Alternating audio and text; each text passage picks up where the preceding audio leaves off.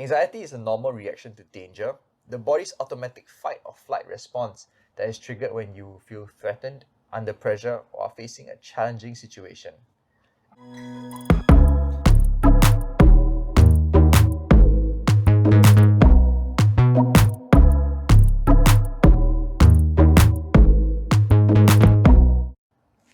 What is up, guys? Welcome to episode 2 of Let's Talk About. We're starting this series talking about another virus currently plaguing the world, anxiety.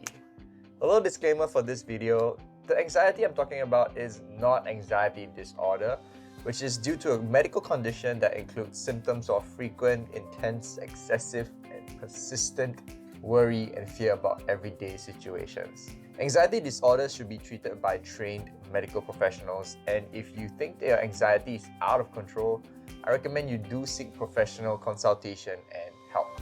For the rest of us, the everyday brand of anxiety isn't new either. It has been around a long time.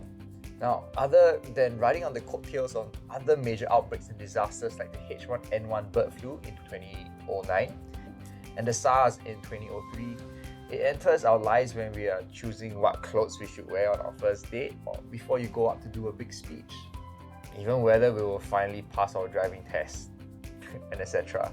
Now, it comes from our mind's interpretation of the possible dangers that could arise. Often people can feel nervous, restless, or tense, and it often comes with this sense of impending danger or panic or doom. Most of us are not unfamiliar with how it feels, but let's really deep dive to understand what it's really about so we can get a handle over it. Anxiety is a normal reaction to danger, the body's automatic fight or flight response that is triggered when you feel threatened, under pressure, or are facing a challenging situation. In moderation, anxiety isn't necessarily a bad thing. It can help you stay alert and focused, spur you to action, and motivate you to solve problems. But sometimes anxiety can be overwhelming when worries and fears interfere with your relationships and daily life. That's when we have to put our foot down and deal with it. Here are some tips to do just that. Let's go. Tip number 1. Move your body. Exercise is an important part of physical and mental health. Now, it can ease your feelings of anxiety and boost your sense of well-being. Try 3 to 5 30-minute workout sessions a week.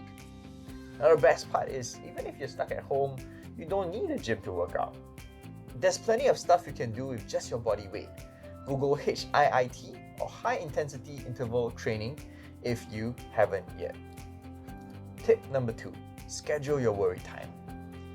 It may sound backward to plan to worry, but if you're constantly worrying and it's affecting your life, doctors actually recommend that you pick a time to think about your fears on purpose. Now, take 30 minutes to identify what's bothering you and, more importantly, what you can do about it. Have your worry session at a same time every day.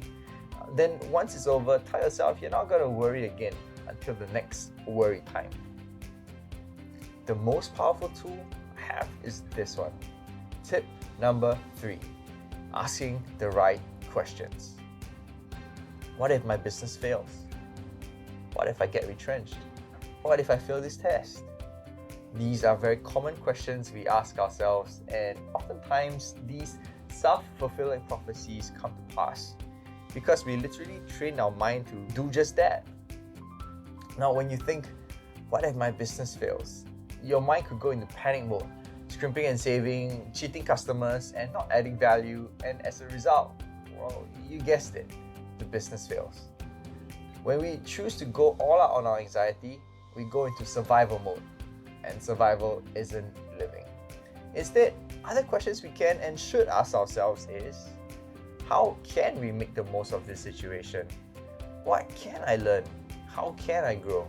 How can I best serve my customers? Now, my own personal example, gatherings and assemblies have been cancelled right now, which isn't too good news for a speaker like me who needs a group to gather for an audience to speak to, right? I don't know when things will get better and gatherings are allowed again, and there's nothing I can do to change that. But rather than worrying or being anxious about it, I chose to ask myself, so what do I know? what can I do about it? My answer to that was this video series. Maybe I can't get 100 people together like I used to, but I can go to where 100,000 people are, the internet. What I just mentioned are some tips and tricks to ease anxiety. But to truly experience peace in the sea of uncertainty, when the storm is raging, we must hold on to our anchor, to what is certain and what is true, our rock and foundation. Like a tree that has deep roots that can withstand typhoons, so must we dig deep to build our character for such tough times. In closing, I hope that what I've shared with you would help you work through your anxiety and, better yet, find peace.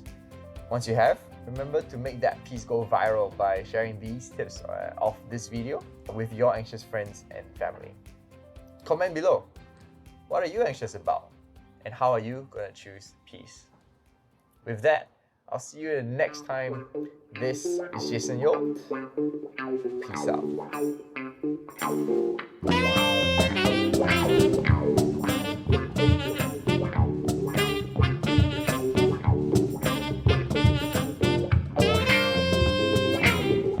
Should have sweat you.